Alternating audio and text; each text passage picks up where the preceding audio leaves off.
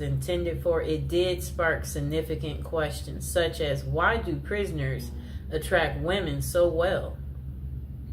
Does real prison love exist, or is it all a scam? And how do these prisoners learn to write so well in the first place? The myth: women must be twisted to fall in love with prisoners. Look, this phobia, I've never heard of it. Hybristophilia.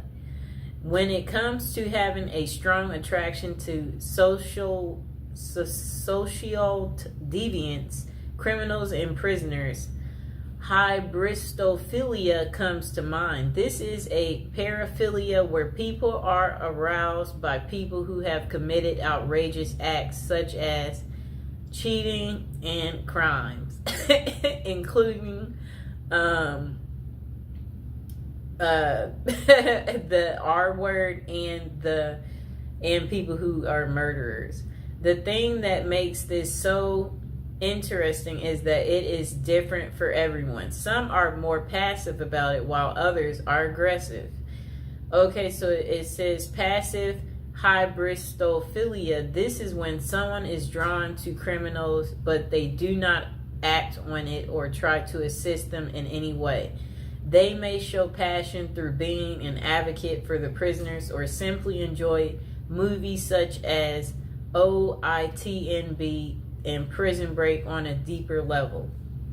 Whatever that means. I guess that just means you like watching shows that are very criminal. So I guess I can give an example of someone drawn to a criminal. Do you remember that movie called Out of Sight with George Clooney and Jennifer Lopez?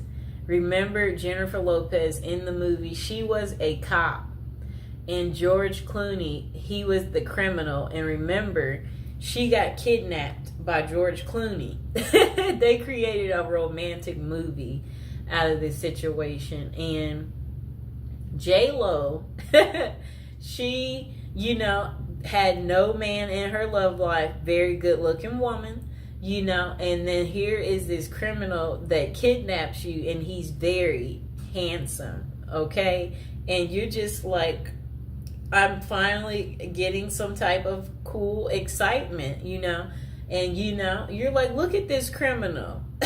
Like, why would I tell on this criminal? I'd never get this level of fascination. That's how J-Lo felt, So, yeah, like at the end of the movie, they were trying to catch him. And the other cops asked her, did you see him? And she kind of like froze, like, because she's wondering, do I tell them? Because she is at work and she is in uniform. She's a cop. And she's like, no. Like, she's not going to rat on him because she fell for the criminal. And before that, her and George Clooney, remember, he's a criminal and he's on the run. And she's a cop. So, he had her number, so... Yeah, so what happens is the criminal contacts you. Look, the criminal contacts you. You're at home and you're sleeping. The criminal contacts you, and then you wake up because it's the criminal. And then when the criminal is contacting you, that's when you're like, you're all ears because you don't know when you'll ever talk to this criminal again because he's calling like private. And you're enjoying this because you're like, where are you? I haven't heard from you in a while. I'm surprised to hear from you. That's what happened to her. He randomly calls, but she can't call him back because I understand this clearly, especially when you don't want to get caught in some type of way where I'm like, you know what? I want to be friends with that person, but they know this and that, so that could be bad, where you just you have to think about certain things where you're like, it might not be the best to that's kind of what the criminal was feeling because he knows at the end of the day she's a cop and it's her job to bust people like him and put them behind bars. So anyway, they had their secret meetup in the movie. And their secret meetup you know, where they went out to dinner. They both was just, it was a night to just enjoy one another, talk to each other, clarify, yes, so why haven't I heard from you? And then he's like, well, you know, blah, blah, blah, blah, blah. And then they had their one night of passion. It was an unforgettable, I guess, moment. That was her one night of fun.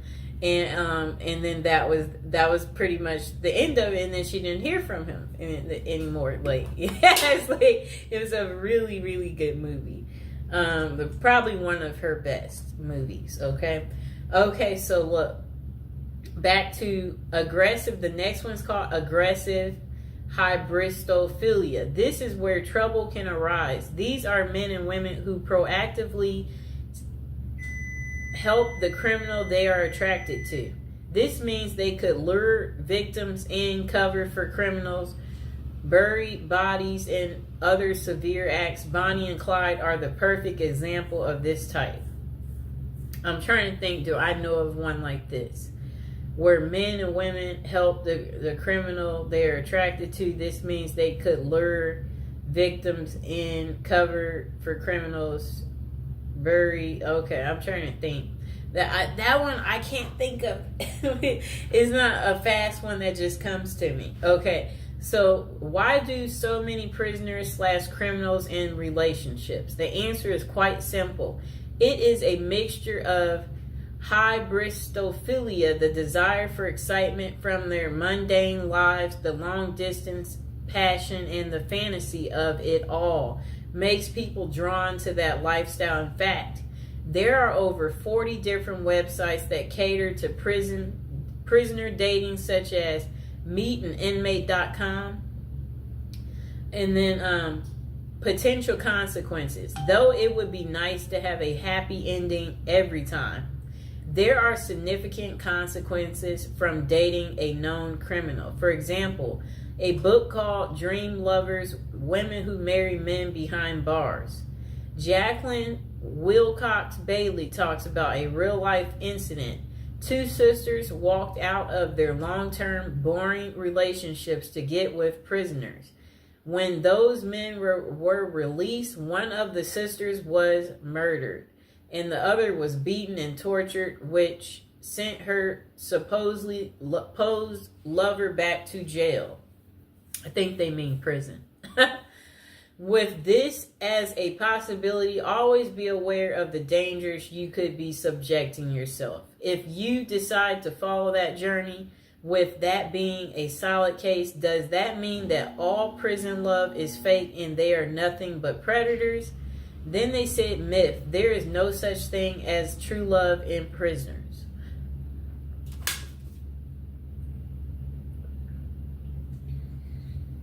Okay, so they said there are some genuine and sincere relationships, but there are also tons of scams as well. How do you know the difference? If you are reading a letter from someone behind bars and they ask for money in any way, it is likely a scam. Do not fall for it.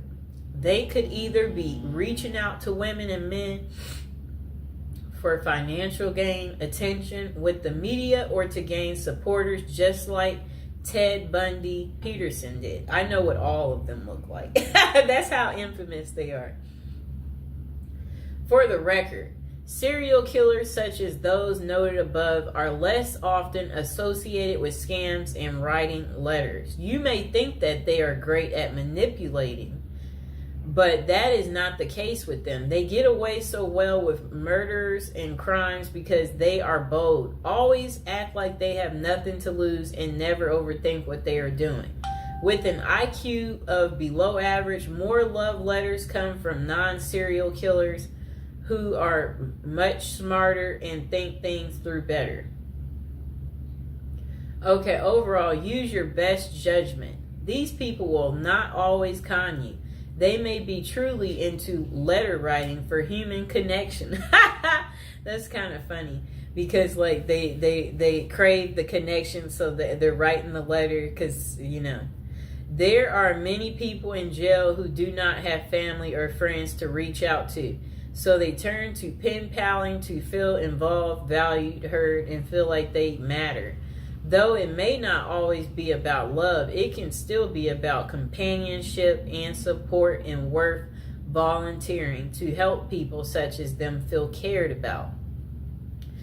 Bonus, how to craft a prison letter. One thing I noted the most about the letter I have how well written it is. There are no errors. The penmanship was nearly perfected and the message was very well contrasted. So how did someone in prison learn to write so well? One word, practice. Those who write love letters will use trial and error in their writing. For example, they would keep tabs on the responses they would get from their loved ones. When they said certain things, they would then work on perfecting in those areas to get even more positive responses. In addition, they could have utilized other inmates for assistance as well. More perspective is a catalyst for fostering new ideals and learning how to write a moving love letter or scamming someone successfully. If you want to learn to write a great letter, start with practicing. Use your feedback as a guide and never be afraid to ask for help so you can become a pro. And the final thought, falling in love with criminals and prisoners is hyperbristophilia, though having this characteristic is a passive sense is fine. Seek help if you feel like you will act on those passions. There are limited professionals that can assist, but it is worth finding a reputable person before you do anything drastic that could land you in jail yourself. Oh no. Remember, human connection and writing to prisoners is a great way to improve their quality of life. If you are talking to someone who has no one else on their side, keep being a hero to them. But always know the signs and be mindful if they are trying to scam you or not. The last thing you want to do is fall in love with someone behind bars only to find out they were using you for personal gain. At the last word from us, we don't know everything, but we do have an opinion on everything. Oh boy. That was quite interesting, right? Oh boy. That's what I have to say about that. I hope that, now you know why women love men in prison. I hope this has gotten through to you guys, so you get that deep understanding here and you understand that, women can fall in love pretty much with anything, okay? So